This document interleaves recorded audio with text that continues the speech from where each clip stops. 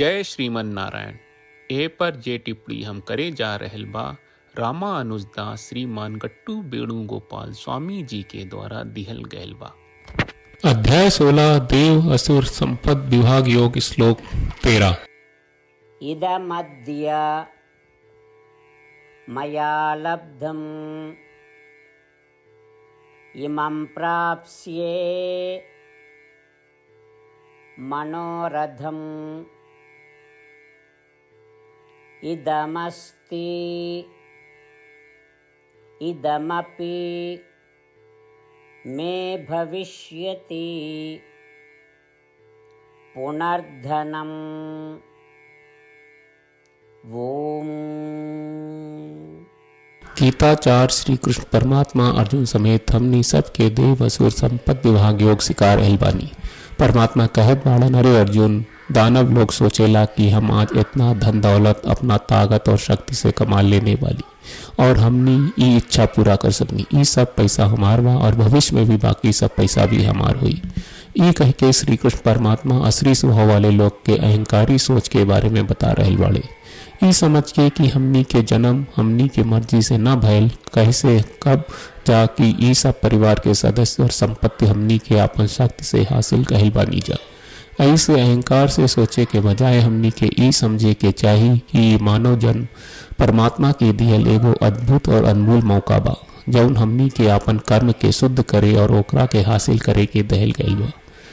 ऐसे हमनी के लगातार प्रयास करे के चाही कि श्री कृष्ण परमात्मा के ना मन करे वाला ओ असुरी गुण, असुरी प्रवृत्ति और कुआचरण से मुक्ति मिल जाए और आपन जीवन शैली में सुधार कहल जाए और हमनी के श्रीमन नारायण के प्राप्त के जीवन के लक्ष्य बना के खाली श्रीमन नारायण के शरण लेवे के चाही और श्री कृष्ण परमात्मा के वचन के श्लोक के रूप में दोहरावे की कोशिश करी जा।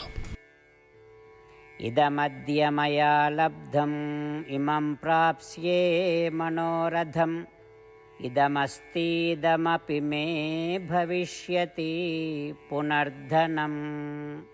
श्रीमद् भगवत गीता का पूरा सार श्री कृष्ण परमात्मा ने अध्याय 18वें के श्लोक 65 से 70 में 8 काम करे खातिर दिले बाड़े।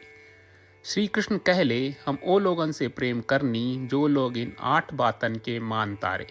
हम ओ भक्तन के हर तरह से रक्षा करब। श्री कृष्ण परमात्मा के द्वारा बोलल गईल संपूर्ण भगवत गीता सुनला के बाद अर्जुन कहले, करिष्ये वचनम त्वा, जेके मतलब बा, कृष्ण मैं उही करब जौन आप कही।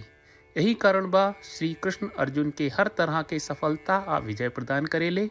आई परमात्मा के आपन व्रत देई कि हमनी के ये 8 गौ कर्म के पालन करी जा। ई वचन परमात्मा के देवे से बड़न कौनो पूजा तपस्या यज्ञ नहीं। हम 8 प्रण कहब जौन हमनी के करे के चाहिए। आप सब कृपया इन्हन के आपन दिमाग और दिल में सोची। श्री कृष्ण के आपन वचन देवे के ई तरीका में हमनी सबकी कल्पना करे के चाहिए कि श्री कृष्ण का चेहरा खुशी से चमकत बा और खुशी के एहसास करत बा। जय श्रीमन नारायण। यहाँ हमनी के 8 वादा बा। हमनी के पहला वादा, हे श्रीमन नारायण, आपका निर्देश के मुताबिक हम हमेशा तोहार ध्यान करब और तोहार बारे में सोचब। हमनी के दूसर वादा, हे श्रीमन नारायण, आपका सलाह का अनुसार हम हमेशा आपका भक्त रहब। हमनी के तीसर वादा, हे श्रीमन नारायण, हम आपन सब काम तोहरा सेवा के रूप में और तोहरा संतुष्टि खातिर करब। हमनी के चौथा वादा, हे श्रीमन नारायण, जैस की आप माने के कहले रहलू, हमरा बहुत विश्वास बा कि हम आपके होई और हम हमेशा आपन दोनों हाथ जोड़ के आपके नमस्कार करब और आपकी पूजा करब। हमनी के पांचवा वादा, हे श्रीमन नारायण, हमरा के तोरा बात माम एकम शरणम ब्रज 1866 याद कहले, जहां आप हमरा के आपन का अर्पित करे का कहा। श्रीमन नारायण, मैं हमेशा तोहरे शरण में रहब। हमनी के छठवां वादा, हे श्रीमन नारायण, हमरा के तोहरा बात माँ सुचहा 1866 याद कहले कि आप हमनी के शोक ना करे का आश्वासन दे रहे बड़े, हम अब और शोक ना करब। हमनी के 7वां वादा, हे श्रीमन नारायण, आपने हमरा खातिर श्रीमद् भगवत गीता के वितरण करके हम सबके कृपा कहले और आशीर्वाद दहले बा। हम वादा करत बानी कि रोजाना कम से कम 1 श्लोक पढ़ब या सुनब। हमनी के 8वां वादा, हे श्रीमन नारायण, आप गीता के पूरा मानवता तक ले गयलू। हम गीता में आपके दिव्य वचन के उन भक्तन तक पहुँचावे के प्रयास करब जे गीता से अपरिचित बा। हे श्रीमन नारायण, हम उई करब जौन तू करे का कहब। हम ऐसन व्यवहार करब जैसन आप चाहत बानी और हम खाली आपका खातिर काम करब। श्रीमन नारायण के रोज आपन वचन देहल कि हम ओइस करब जैस आप कहत बानी, ई अपने आप में बड़न पूजा बा। श्रीमन नारायण, करशे वचनम त्वा। श्रीमन नारायण, हम तोरे निर्देश के मुताबिक काम करब। सर्वम श्री कृष्ण अर्पणम अस्तु। जय श्रीमन नारायण। इदमद्य मया लब्धम्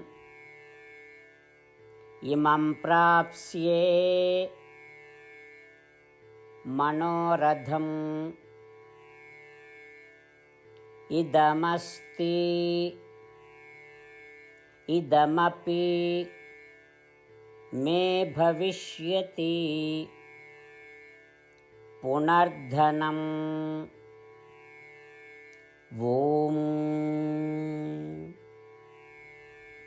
इदमद्य मया लब्धम् इमं प्राप्स्ये मनोरथम् इदमस्तीदमपि मे भविष्यति पुनर्धनम्।